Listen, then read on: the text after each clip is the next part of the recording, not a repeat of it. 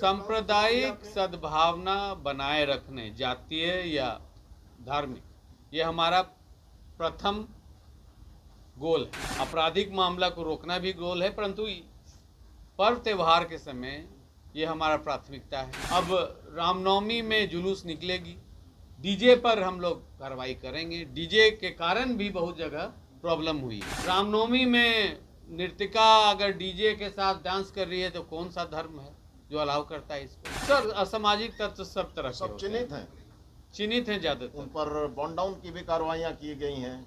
Bihar police मुख्यालय ने अपराधियों को इस बार खुली चुनौती दे दी है। अगर खाकी पर आंच आई तो खाक करने में गुरेज नहीं किया जाएगा। एडीजी हेडक्वार्टर कुंदन कृष्णन ने जो कुछ कहा है वो अपराधियों के लिए सीधी सीधी सख्त चेतावनी मानी जा रही है। नमस्कार, आप देख रहे हैं दर्श न्यूज, मैं हूं आपके साथ रितेश शर्मा। बिहार में सुशासन स्थापित करने के लिए अब खाकी का राज चलेगा। गुंडा राज कायम करने की कोशिश की तो नर्क का रास्ता दिखा दिया जाएगा। पुलिस पर हमले की गुस्ताखी की सजा मौत होगी। एडीजी हेडक्वार्टर कुंदन कृष्णन और ADG law and order Pankaj Darad ने सोमवार को प्रेस कॉन्फ्रेंस के दौरान अपराधियों को साफ संदेश दे दिया है। होली के दौरान बिहार पुलिस पर हुए हमलों पर जवाब देते हुए एडीजी हेडक्वार्टर ने सख्त लहजों में अपराधियों को चेताया है। पुलिस को इस बात की छूट दी गई है कि अगर उन पर हथियार ताने गए या गोली चलाने की कोशिश की गई तो क्रॉस फायरिंग करने के लिए सोचने की जरूरत नहीं है। तो सोमवार को बिहार पुलिस मुख्यालय में आयोजित प्रेस कॉन्फ्रेंस के दौरान ADG law and order Pankaj Darad ने कई बड़ी बातें कही हैं। उन्होंने बताया कि होली के हुड़दंग में 2 दिनों में 44 लोगों की मौत सड़क दुर्घटना में हुई है। ऐसे में समाज के हर व्यक्ति को सोचने की जरूरत है कि हम आखिर कैसी होली मना रहे हैं। आखिर क्या वजह है कि होली के हुड़दंग में सड़क हादसों में 44 लोगों की मौत हो गई है। वहीं एडीजी हेडक्वार्टर कुंदन कृष्णन ने कहा है कि अगर रामनवमी के मौके पर कोई डीजे बजाकर नर्तकियों को नचाएगा तो ये सोचने की जरूरत है कि हम कैसे भगवान की आस्था पर चोट कर रहे हैं। पुलिस मुख्यालय का संदेश साफ था कि हर व्यक्ति को अपनी जिम्मेदारी समझनी होगी। जी, बेहतर परिणाम है। अभी रामनवमी भी है, उसके बाद ईद भी है, तो क्या ये अलर्ट आगे भी है? बिल्कुल सर। और तैयारी आगे किस तरह की होगी? सांप्रदायिक सद्भावना बनाए रखने, जातीय या धार्मिक, ये हमारा प्रथम गोल है। आपराधिक मामला को रोकना भी गोल है, परंतु पर्व त्यौहार के समय ये हमारा प्राथमिकता है। अब रामनवमी में जुलूस निकलेगी, डीजे पर हम लोग कार्रवाई करेंगे। डीजे के कारण भी बहुत जगह प्रॉब्लम हुई है। 10 बजे के बाद लाउडस्पीकर पर भी हम लोग कड़ाई करेंगे। अब रामनवमी में नृत्यिका अगर डीजे के साथ डांस कर रही है तो कौन सा धर्म है जो अलाउ करता है इसको? ये सब पर हम लोग कार्रवाई करेंगे, छोड़ेंगे। वो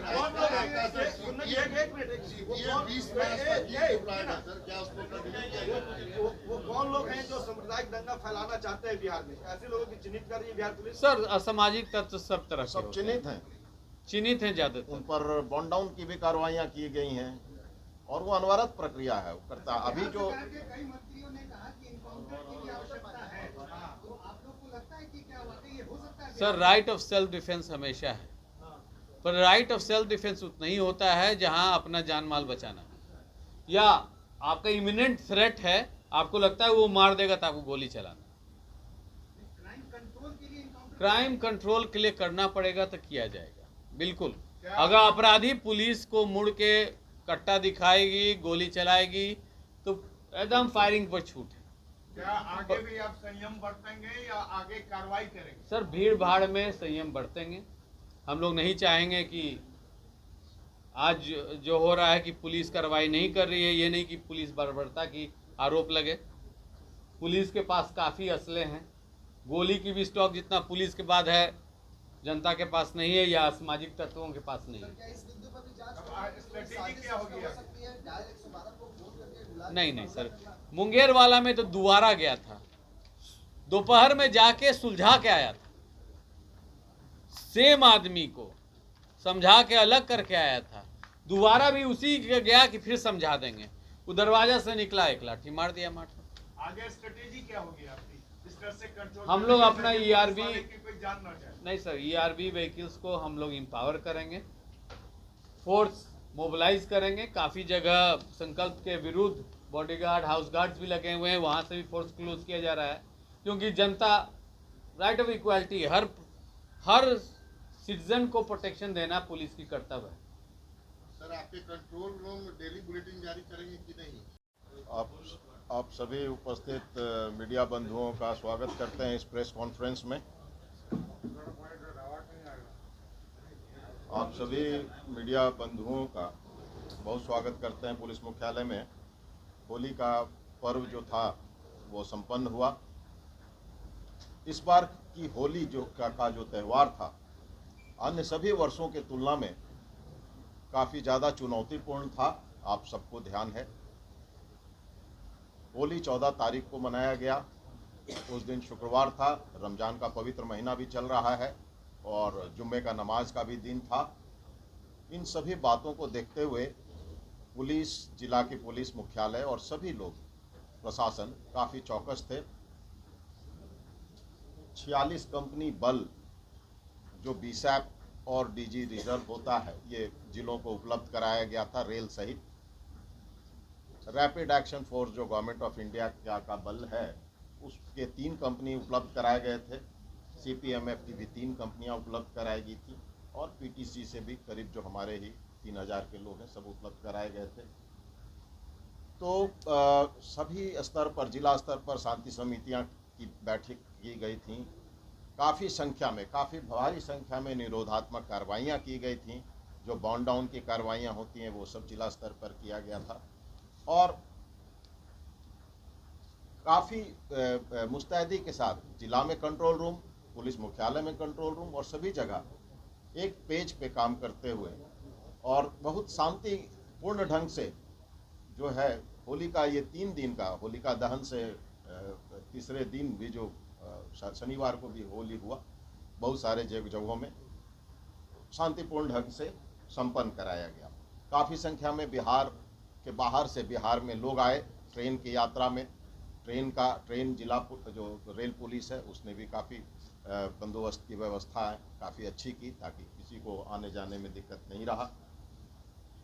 पूरे इस 3 दिन के दरमियान जो है, जो सांप्रदायिक मामले से संबंधित जो मामले होते हैं, जो 2 समुदाय के बीच मनमुट जो है, वैसी घटनाएं टोटल जो है 11 घटनाएं घटी। ये सभी बहुत अत्यंत ही सामान्य प्रकार की घटनाएं घटी। पुलिस के द्वारा जिला स्तर पर तुरंत कार्रवाइयां की गई, तुरंत पहुंचा, कहीं जिला पुलिस पहुंचा, कहीं 112 के डायल के तहत, इमरजेंसी रिस्पांस के तहत जो फोर्स हमारी जाती है वो गई और सभी फोर्स मिलके सांप्रदायिक मामलों को काफ़ी अच्छे ढंग से संपन्न कराए। कहीं कहीं पथराव हुई है आपस में, तो हल्के ढंग से रूप से घायल भी हुए लोग और दोषी को जिनको दोषी पाया गया उन पर हम पुलिस के द्वारा तत्क्षण कार्रवाई की गई है। हर एक जगह 2-4 गिरफ्तारियां की गई।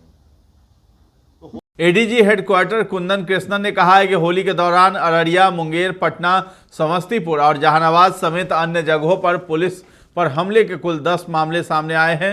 इमरजेंसी रिस्पांस सिस्टम डायल 112 में कार्यरत पुलिसकर्मी घटना की सूचना पर तुरंत मौके पर पहुंचते हैं। उन्हें घटना की व्यापकता का अंदाजा नहीं होता, ऐसे में कई बार बड़ी घटनाएं हो जाती है। मुंगेर में एएसआई संतोष कुमार सिंह की हत्या इसी कारण हुई है। वहीं अररिया में एएसआई की मौत पर एडीजी ने कहा कि उनकी मौत गिरने से हुई थी।